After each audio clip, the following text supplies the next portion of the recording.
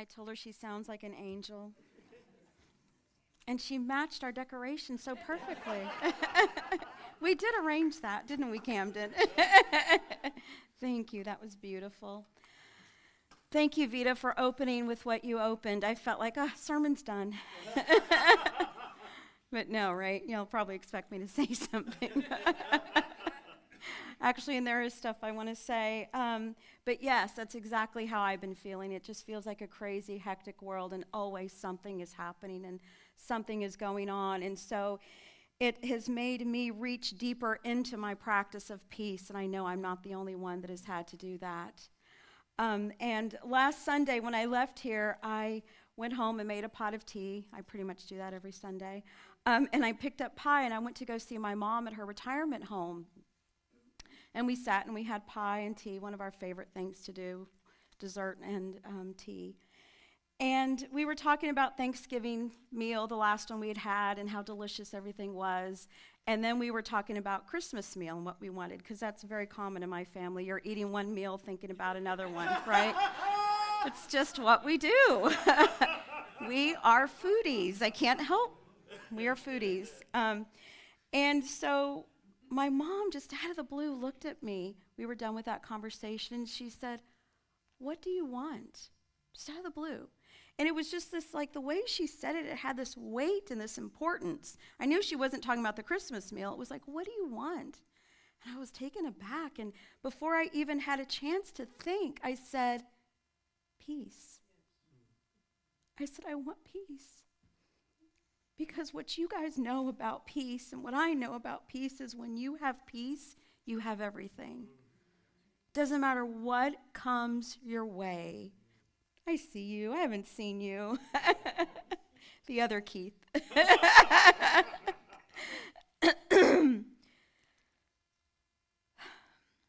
Peace, right? Doesn't matter what comes your way. You have a practice and you have a foundation. So that's what we're talking about this morning is peace. And the second candle that you see lit is the candle of peace. And I want to share with you what Charles Fillmore says about peace. In Revealing Word, he says, "Peace is harmony and tranquility derived from awareness of the Christ consciousness. Peace I leave with you, my peace I give unto you."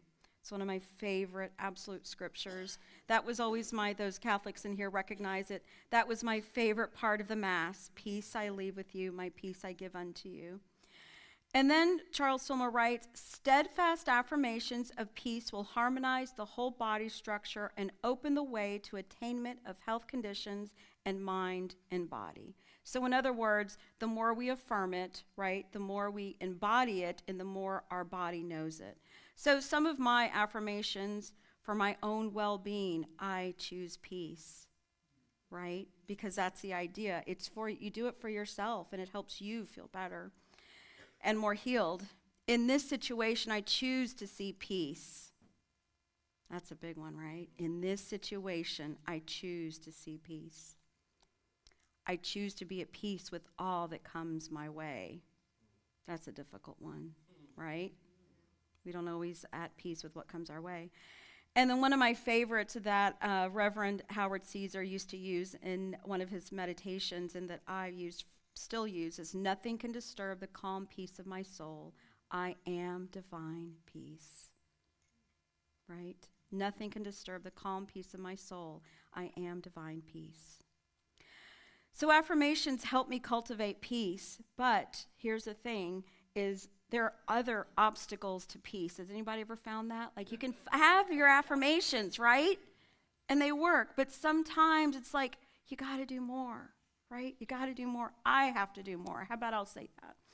And so I came across a poem by Dorothy Hunt, and I want to read it to you because I know that it reminded me of one of my obstacles, and maybe it'll help you recognize one of your obstacles. She writes, "Peace is this moment without judgment."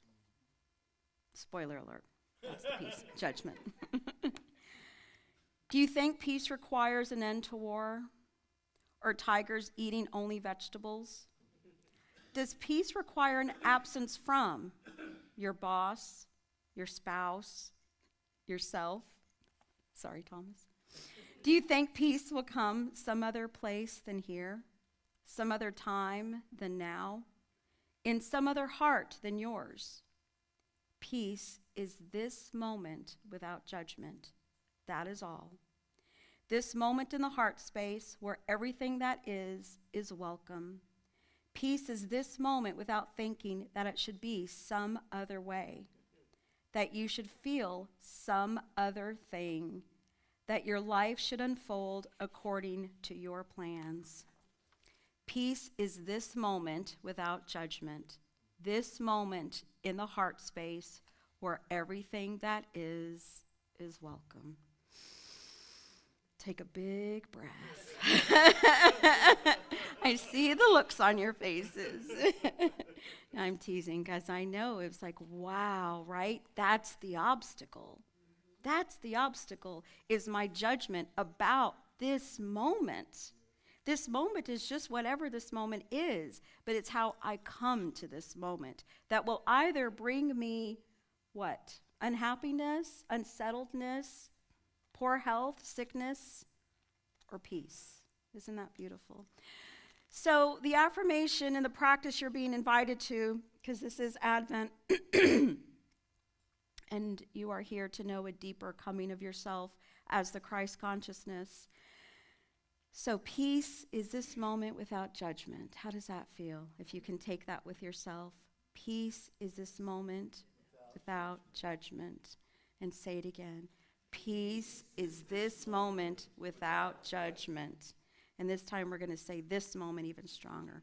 Peace is this moment without judgment. Because as you know, the moment's going to happen anyway. It's going to happen anyway. It doesn't need my judgment. So I want to look at how biblical figures like Zechariah and Mary and Elizabeth came to peace. They were each given different news, and they each took it differently, right? Zechariah and Mary and Elizabeth are in the book of Luke. That is the story where we find out about the baby, right? The baby that we're here to celebrate. And then I want to share a story that I came across from Stephen Hartman. Does anybody know who that is? He's a journalist, CBS, Good Morning. And he does this amazing, he had this short clip from Vietnam veterans and about how they found peace after 50 years of beating themselves up because they lost one of their comrade in arms. So I want to say that Zechariah's peace is a peace of holy silence. It's time in the holy silence. And Mary and Elizabeth's peace is time in a holy retreat with one another. They took time to just love on each other, is what I think is what happened probably. That's the parts we don't have in Scripture, but I know that's what happened. And then the last one of the Vietnam vets, I say it's a peace of holy community. Right? Because when we're in community, we have a chance to support one another and say to one another, I know you're hurting, but here's what I also know, right? We give one another that kind of peace. So let me begin, if that works for you guys. I want to begin with Zechariah and finding peace in the holy silence. So before the angel Gabriel visits Mary, he visits Zechariah. And his story is really a counterexample to Mary's, because Mary just immediately says, okay. Remember that? She's like, let your word be okay, basically. I'm good. I'm all good with this. But that's not at all what Zechariah says. He doubts. He says to the angel, how will I know that this is so?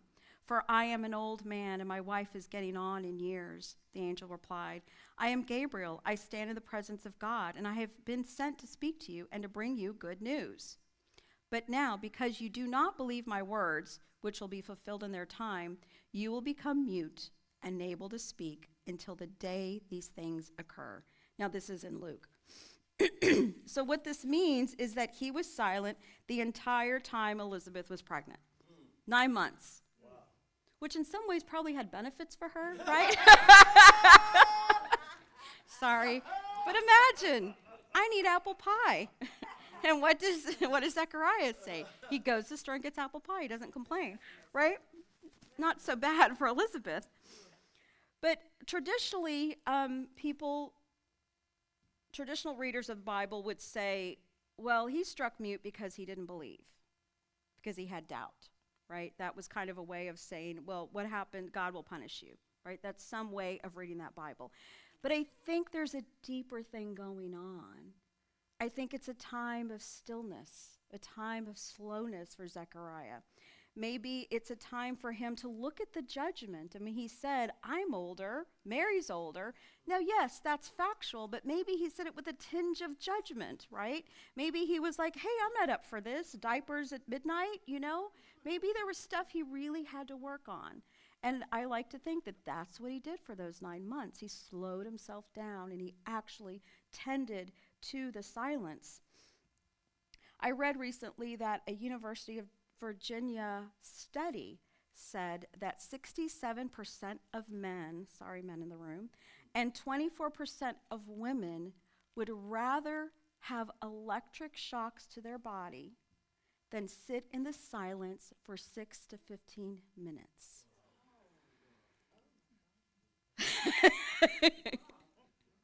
So, that's big. 67% of men, 24% of women would rather sit and have electric shocks than to just be in the silence.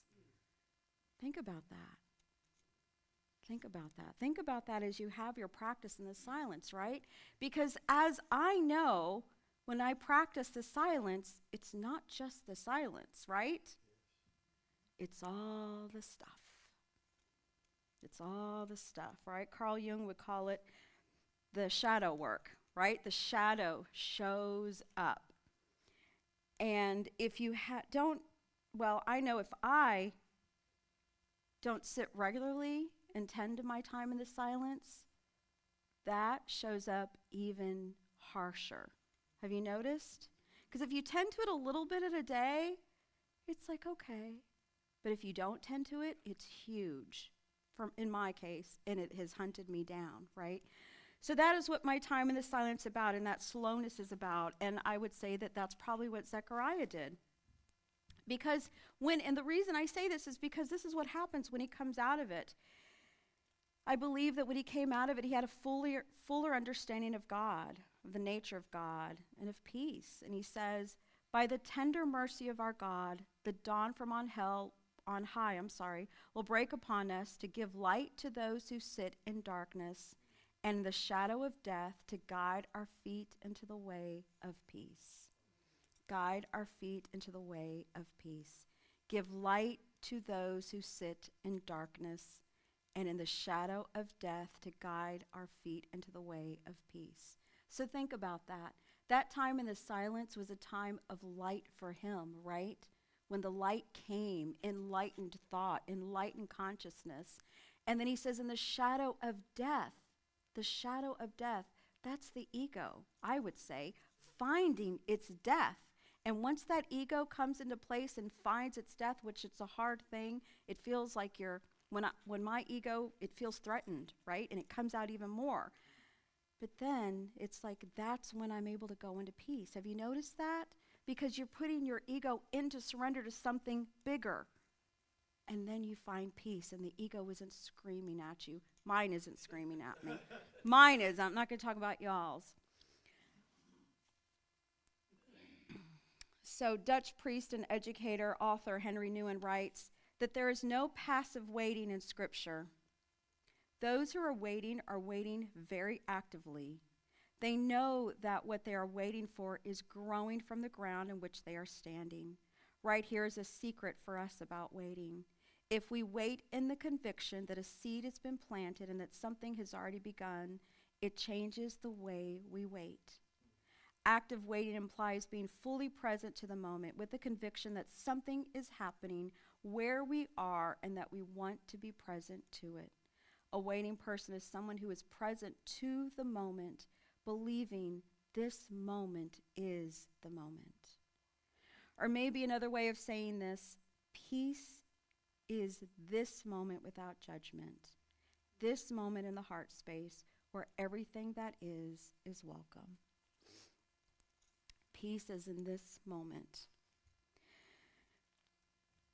So Elizabeth and Mary, their time together was a holy retreat. I like to think that they found peace with one another. And again, Scripture doesn't say this, but I think this is what happened. They get together because they're both being really judged upon. What do you think? Isn't that possible? I mean, think about it. She's older. The neighbors are like, wait a minute, she's just now getting pregnant? Wait a minute, right? Wait a minute, she hooked up with a younger guy, right? I mean, that's possible. I mean, that's really possible. You know that. Judgment, criticism, that is just not a 21st century invention. We've always had it.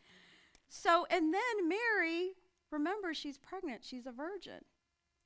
So don't you think there was some criticism and judgment, right? Where's the neighborhood going now? I mean, seriously. So they come together, and they're able to give one another support. They're able to give one another encouragement. They're able to do with one another and for one another. Elizabeth is older. Maybe she needed help with the laundry, right? Mary had more energy. But they were able to love on one another. And isn't that what it's like when you're with the beloved that sees you? They normalize your experience. And then you're able to, there's peace here, right? Because somebody holds it for you when you're not able to hold it for yourself. And I think that's what happened in their holy retreat, is they came together as beloveds, needing one another. And we can't ever underestimate that time that we spend with those that love us, right? Peace is the moment without judgment. And I like to think that's what they gave one another, moments without judgment. So the last one I want to talk about is Vietnam veterans finding peace in holy community.